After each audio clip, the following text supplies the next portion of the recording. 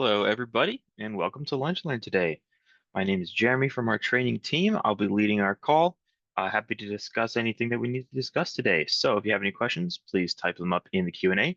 And in the meantime, I'll kind of go over some of our usual opening things. So a couple things to highlight.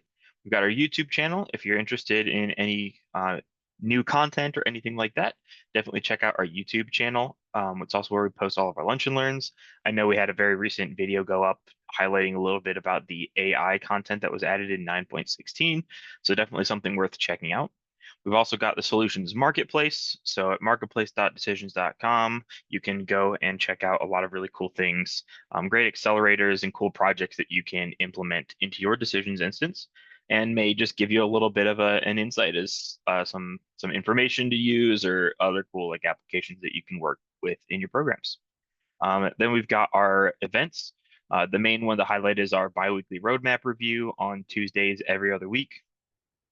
So if you're interested in that, as well as maybe other events, if there are other events coming up that you can find on that page as well. And then finally, our biggest event that we're really pushing, the training team is pushing, is our Submerse event. From November 10th through 13th, we'll be sharing our document routing project and kind of walking through that. So it is not, or it's newer for those of you that have already done Submerse events. It is a newer project that we have not done in Submerse before. We're really excited to be sharing that on this 4-day event. So if you are interested or know anyone else that is interested, definitely consider signing up for Submerse. You can go to decisions.com/training and then click on our Submerse registration from there. I'm going to flip my screen over and we can get started if we have any questions. While I'm flipped over here, I'll at least highlight the Submerse thing that I just mentioned. So decisions.com/training is our main training website or part of the training website here where you can check out our lunch and learns. You can sign up for Submerse and it has a list of our self-paced courses, our normal like online courses, like the basic overview training for someone that just wants a quick idea of what decisions is like, our fundamental training, which will go through like the full process from start to finish, learning all of the materials, and then process mining if you're interested in how process mining works. We have training for that as well. And then our higher level trainings as well. But at the very top, Submerse, register now. And boom, there it is. Description of what the Submerse will kind of cover for this time around. It's a lot of dealing with documents and file storage. So storing some files, moving them around into different places and creating dashboards to do different actions with those files and stuff like that. So definitely really cool. Again, 10th through the 13th. So if you're interested, consider checking that out. All right. We do have a question from Jeff, so we can jump right into that. And I'll let you talk if you have anything to add after I read your question. What decisions flow drives the Checkin Wizard? I would like to disable the show only my changes button. The end goal here being to essentially force it to pass along a true value so that all of our developers only have the ability to check in their own changes.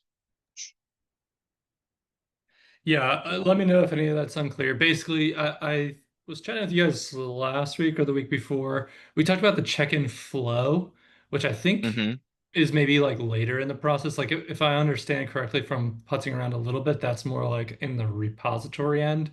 But really, I want to right. just kind of mutate what our developers see when they click that check-in button, um, so that they only are pushing their own changes effectively. Got it, got it. I know what you're talking about. That's a port. Let's see here.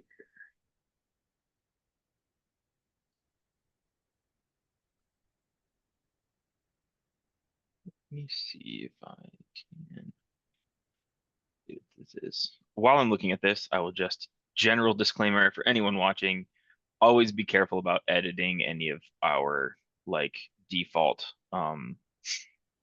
default flows, forms, all that kind of stuff. Just because making changes could definitely cause you get this little notification here. Making changes could cause issues, especially if you want to, or if you're forgetting about forget about the changes and you need to change them back and different things like that. But let's see here. You know what I might be able to do? Am I connected here? No, of course I'm not.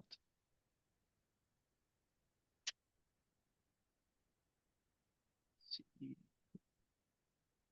repository. No, I do not have. Well, maybe I do. Repository actions. I don't think I actually have my repository connected, but this will at least allow me to see the actions. See if it'll let me.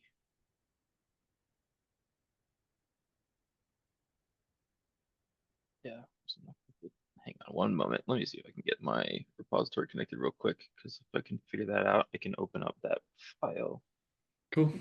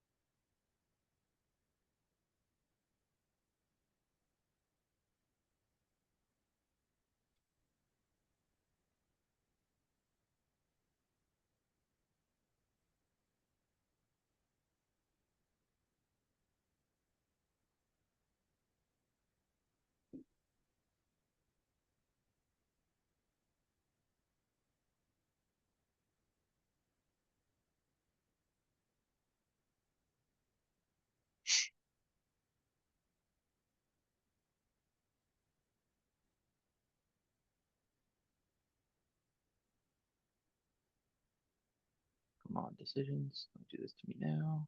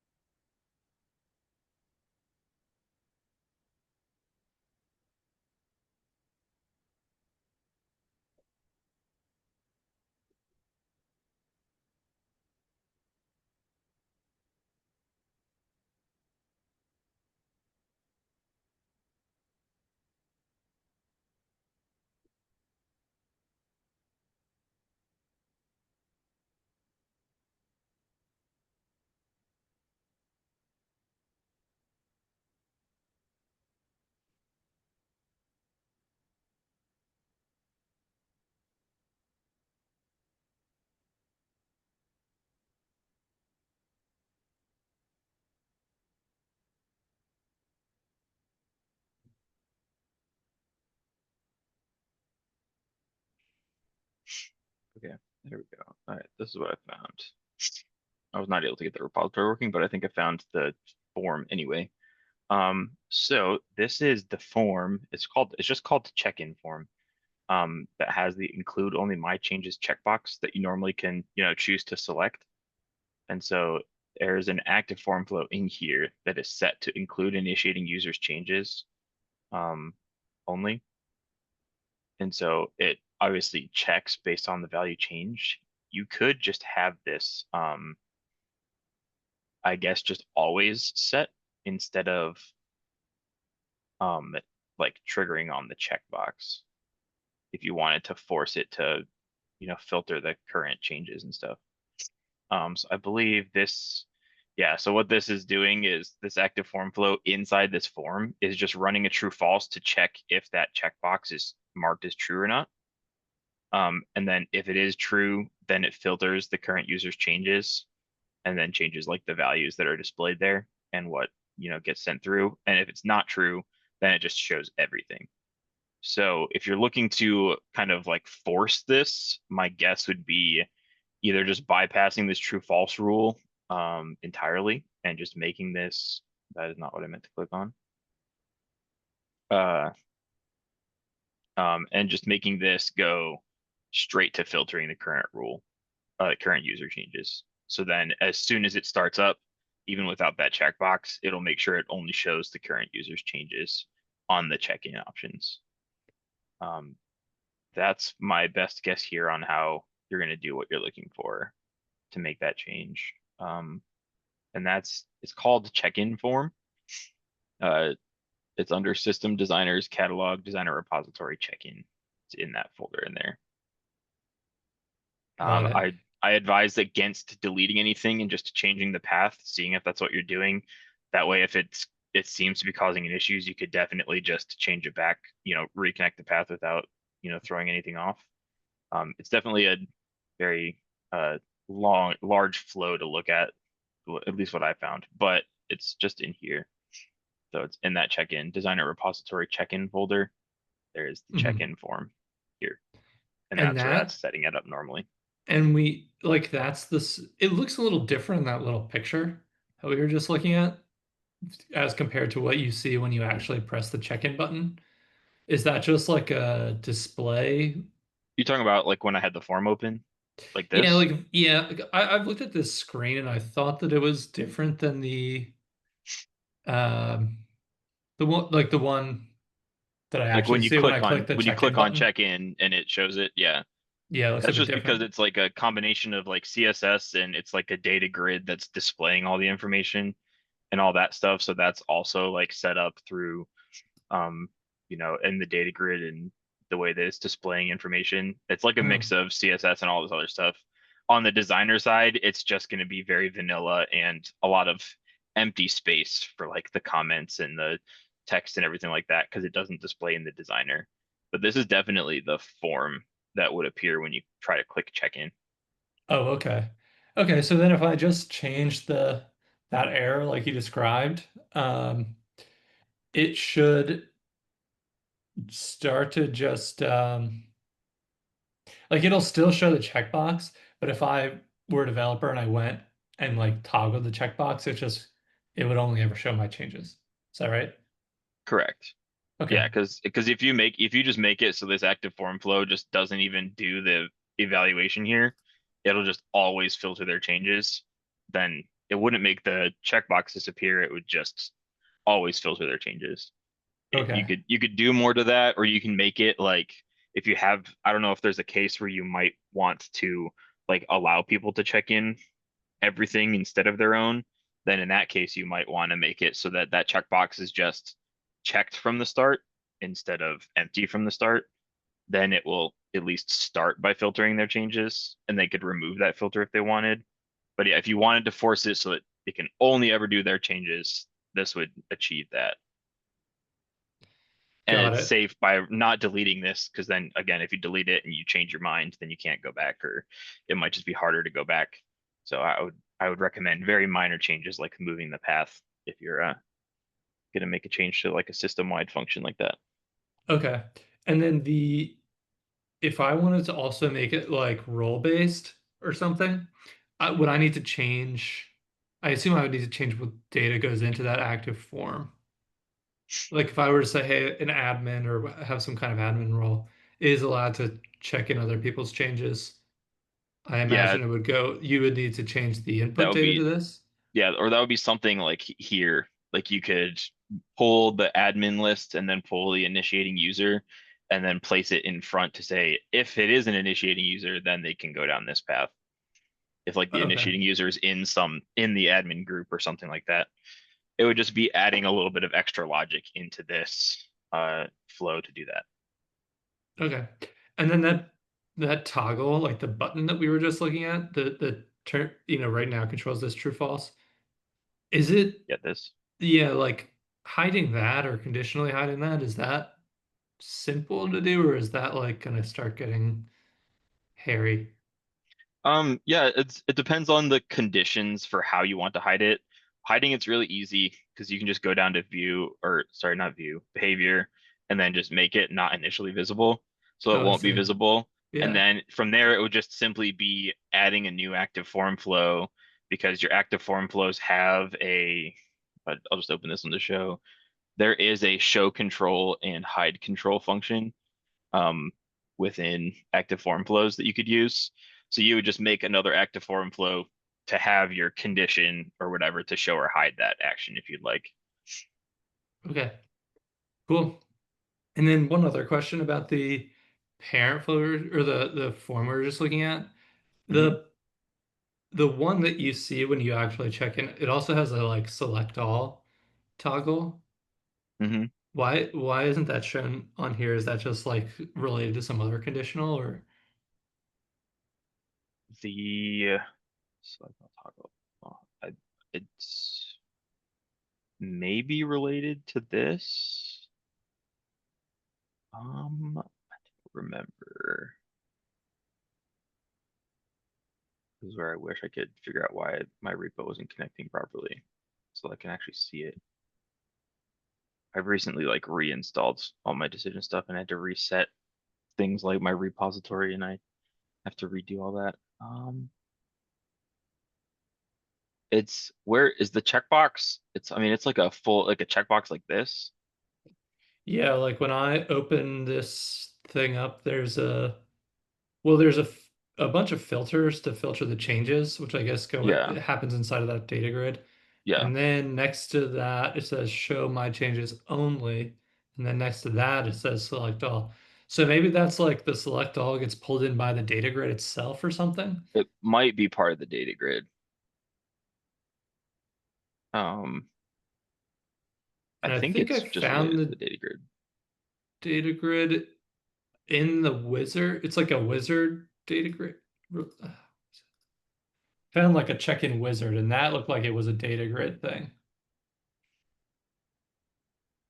Yeah, you can even just open the data grid from this form, so I can Oh, you see just like press the that. report that's like populating that data grid. Oh, Um, that's not even what I was that's a looking different at. I thing. was like, I mean, I was looking at some random other thing. So it looks like I was not Yeah. looking, not looking at the right thing. Wait, how do you open the Yeah, data grid everything's again? you You can can, just access it from inside the form because every a data grid is populated by a report. uh-huh. So in the data grid, there's a source option. If you scroll down in the properties, Oh, you can source. like edit that source. And then here's the Oh, source, which is the report, oh, which is this data structure called resource check-in info that has, the details about resources that are going to be checked in or whatever, and then the things that are displayed. So that's like what it displays in there. interesting. Um, So that with these like those don't, filters and all that other stuff, that stuff related to reports.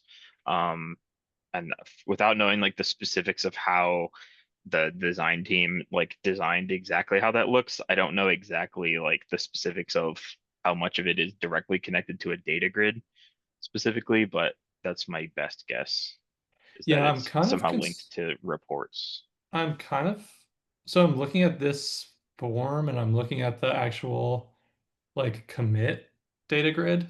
And it seems, I mean, the fields are different from what I'm Hmm. looking at. Like this one's showing like name, path, action, type modified by. But what I actually see is like name, unit tests, modified, last check-in status, which matches actually the check-in thing that I saw yesterday.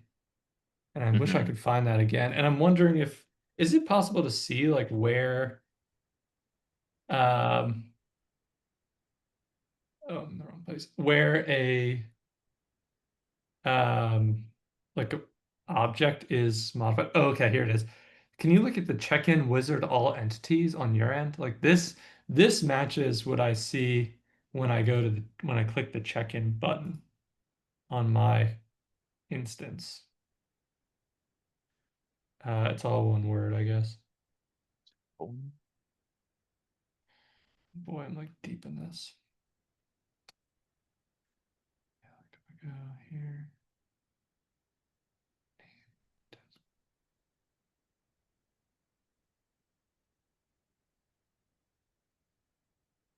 The name is Checkin Wizard all entities, all no spaces. That's all one word. Check-in wizard, all entities. There we go. Yeah.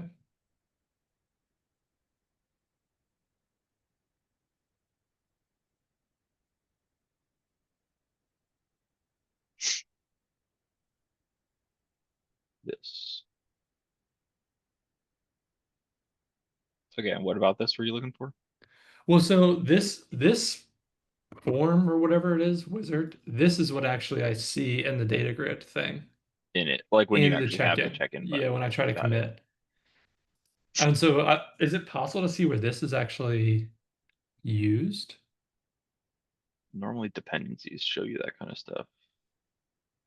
You hit browse dependencies, it shows you like what things use them. Oh, Check-in wizard, all entities. When I hit browse dependencies, it doesn't show anything. interesting. What version are you in? How do I see that again? The little guy up here at the top, and then about. Like I'm in 9.15 right now. 9.5. 9.5.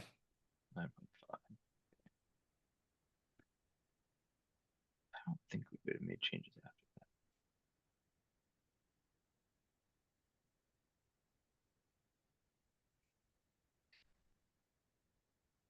after Yeah, this does not show dependencies on my one either. Hmm.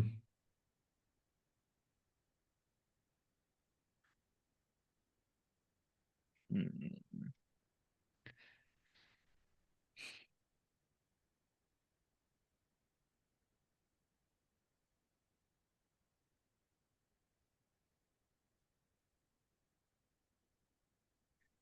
I was also looking at the like HTML definition of like the naming of these divs to try to figure out what the flow might be or object. It is called Check-in Wizard. Dialogue something, dialogue content. I mean, that's probably not particularly useful at that level of detail, but it does seem to all be sorted into this Check-in Wizard grid. Right. Okay. Another thing that's an option Oh, I guess there's to also get. the reports, Check-in Wizard reports. Okay. Another thing you can try, I'm going to try this. If you turn on the global debugger, even doing something like a check-in, it should show you like what flows it's trying to run in the debugger to like access the check-in, and it might even show you the exact form that Oh, okay. is like brought up. How do It's you one of get to those the things that global can't. debugger? Sorry. So down here in the bottom left, there's Uh-huh. the little like Wrench. wrench thing. You click on that and you click Show Global Debugger. Mm. It'll open up a new page for you here, and you can flip it on. This is something we don't want to turn on like on a production environment, but just because it can cause a lot of slowdown. But Uh-huh. like to do like some quick testing, if you turn it on and you just run anything, like I'm having trouble with my check-in stuff, but like if I just like run this demo flow, for example, um, then I go to the debugger, it'll tell me like how the flow ran and all the steps that it had to do in order to run that flow. Oh, I see. So and So I and it does can. everything. Like clicking on things simply, it'll show you what happened. Like, this is me clicking on a folder to open that up and it's telling me, oh, get the page variable and fetch entities and all this stuff for the page that I was opening, even just as simple as that before I clicked on running this flow. So the global debugger kind of shows all of that stuff. And I'm not sure if that'll help, since I can't get this my repository. I have to figure out why my repository is not working at the moment. My like training team's repository might be down or something. So I can't even get it to pop up because it keeps erroring out on me. But that might also show you like the check-in wizard flow and the form that pops up might give you information that you need Got to it. make Yeah, sure so that I'm it's the right form. looking is so I have it set up. I've turned it on. Hmm. I have it say it says no grouping, Hmm. preserve data for 5 minutes and stop in timeout off. Yep. However, I'm all the clicking around I've done, the only thing that has popped up on here is generate assignments tiles by state.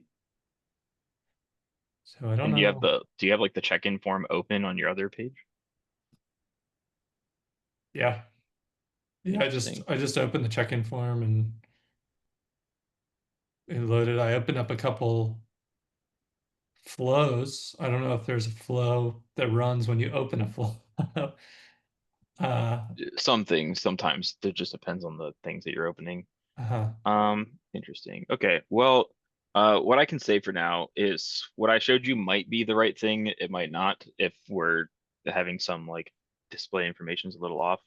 Maybe I'm clicking on it, like finding an older version or something. Or it's maybe a slight version difference. But I'll see if I can get my repository stuff open, like off camera, off recording, and see if I can figure that out. And then if I find out it's something different or it looks like it's something different, I'll definitely let you know. Um, okay, cool. so that Yeah, I I can make assume you sure have you're on my the right email track. and everything on Yeah, the I Zoom. have it from the registration stuff Sweet. and attendance. So Cool. yeah, I'll make sure to send you something if I find more information. But for now, I think we'll go with what I shared. And again, caveat, just be very careful changing any kind of system level settings and stuff like that, just so you know, so you don't uh we don't want obviously don't want to teach someone to put something in a bad state. So just be very careful with how you make changes. Yeah.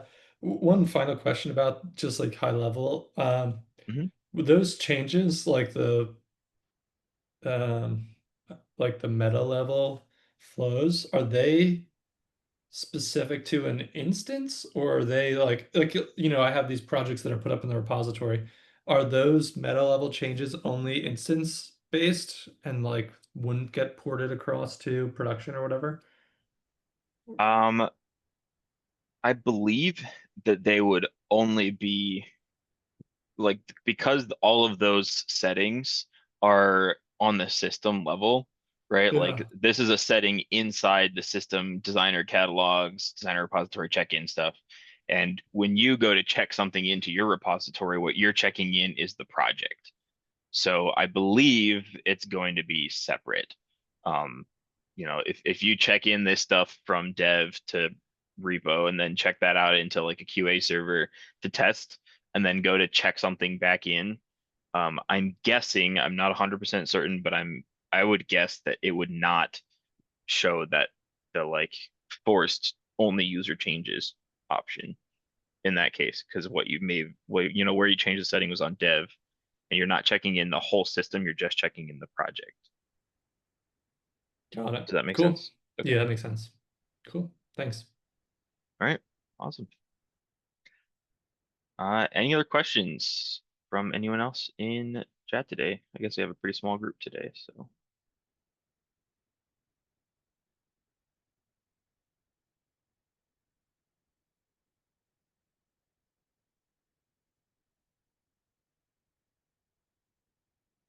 All right. Well then, we can go ahead. We'll just end a little bit early for today. Thank you all for joining. I'll reach back out to you if I find more information on that question, and then we'll continue next week or the rest of this week, I mean, with Gregory and myself on tomorrow and Thursday. So hope you all have a great rest of your week, and we'll see you again on Lunch and Learn soon. Bye, Thank you. everybody. See You're you. welcome.